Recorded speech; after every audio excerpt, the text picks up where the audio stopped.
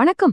வாங்க, இன்னைக்கு நாம தமிழ் இலக்கியத்தோட ஒரு பெரிய பொக்கிஷத்தை பத்தி பார்க்க போறோம். அதுதான் சிலப்பதிகாரம்.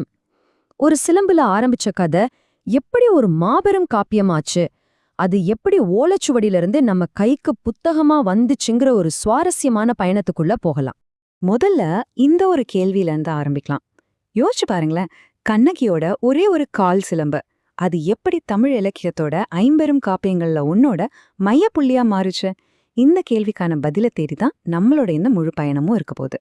சோ இன்னைக்கு நாம என்னென்னலாம் பார்க்க போறோம்னா, முதல்ல சிலப்பதிகாரம்னா என்னன்னு ஒரு சின்ன அறிமுகம், அப்புறம் அந்த பேர் எப்படி வந்துச்சு, அது மத்த காப்பியங்கள் மேல என்ன தாக்கத்தை ஏற்படுத்துச்சுன்னு பாப்போம். அதுக்கப்புறம் அது எப்படி அச்சு புத்தகமா மாறுச்சுங்கிற வரலாற்றையும், கடைசியா இன்னைக்கும் இந்த காப்பியம் எப்படி உயிர்ப்போடு இருக்குங்கிறதையும் பார்க்க போறோம். முதல்ல காப்பியத்தோட அறிமுகத்திலிருந்து ஆரம்பிக்கலாம். தமிழ்ல ஐம்பெரும் காப்பியங்கள்னு ஒரு லிஸ்ட் இருந்தாலும் சிலப்பதிகாரத்துக்கு எப்பவுமே ஒரு தனி இடம் உண்டு.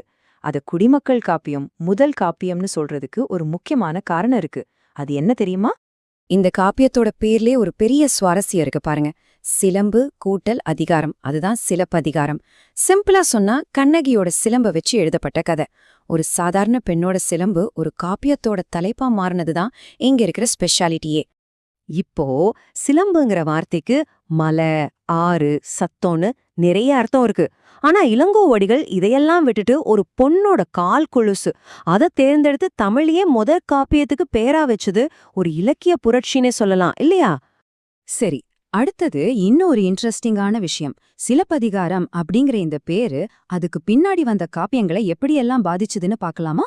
இது தமிழ் இலக்கியத்துல ஒரு சுவாரஸ்யமான ட்ரெண்டுனே சொல்லலாம். இத கொஞ்சம் கவனிச்சு பாருங்க.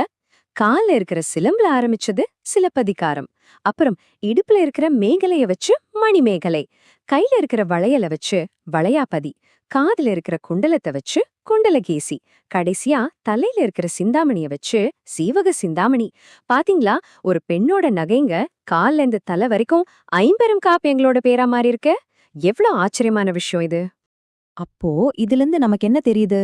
சிலப்பதிகாரம் வெறும் ஒரு கதையை மட்டும் சொல்லல, அதுக்கு பின்னாடி வந்த காப்பியங்களுக்கு எப்படி பேர் வைக்கணும்னே ஒரு ட்ரெண்ட செட் பண்ணிடுச்சு. ஓகே, இதுவரைக்கும் காப்பியத்தோட இலக்கிய பெருமைய பத்தி பார்த்தோம். இப்போ கொஞ்சம் வரலாத்துக்குள்ள போலாம். பல வருஷமா ஓலைச்சுவடியில மட்டும் இருந்த இந்த காப்பியம் எப்படி பிரிண்ட் ஆகி நம்ம கைக்கு வந்துச்சுன்னு பார்க்கலாம். இந்த கதை 1872ல ஆரம்பிக்குது. அப்போ தி. ஸ்ரீனிவாச ராகவாச்சாரியார் காணல் வரி பாட்டு வரைக்கும் மட்டும் முறையா அச்சிடுறாரு. அப்புறம் 1880ல தி. சுப்பராய செட்டியார் புகார் காண்டத்தை மட்டும் வெளியிடுறாரு. ஆனா ஒரு முழுமையான புத்தகமா இது வரல. கடைசியா 1892ல தான் நம்ம தமிழ் தாத்தா உவே சாமிநாதையர் பல ஓலைச்சுவடிகளை ஒன்னு சேர்த்து முதல் முழுமையான பதிப்பு கொண்டு வர்றாரு. இதுக்கப்புறம் 1942ல நாமு வெங்கடசாமி நாட்டார் இதுக்கு ஒரு முழுமையான உரையையும் எழுதுறாரு.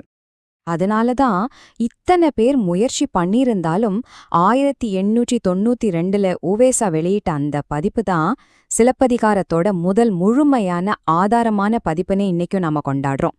நாம இன்னைக்கு படிக்கிற சிலப்பதிகாரத்துக்கு அதுதான் பேஸ்மெண்ட். ஆனா இந்த வேலையெல்லாம் அவ்ளோ ஈஸியா நடக்கல. ஆரம்பத்துல வந்த சில பதிப்புகள்ல தப்பா சில விஷயங்கள் இருந்துச்சு.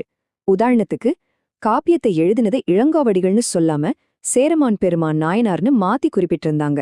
இதிலிருந்தே தெரியுது இல்லையா, ஒரு சரியான பிரதியை கொண்டு வரது எவ்ளோ பெரிய சவால்னு. சரி, நாம இப்போ கடைசி பகுதிக்கு வந்துட்டோம்.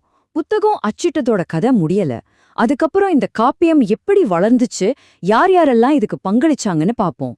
ஊவேசா ஆரம்பிச்சு வச்ச இந்த வேலைய அவருக்கு பின்னாடி பல அறிஞர்கள் தொடர்ந்தாங்க.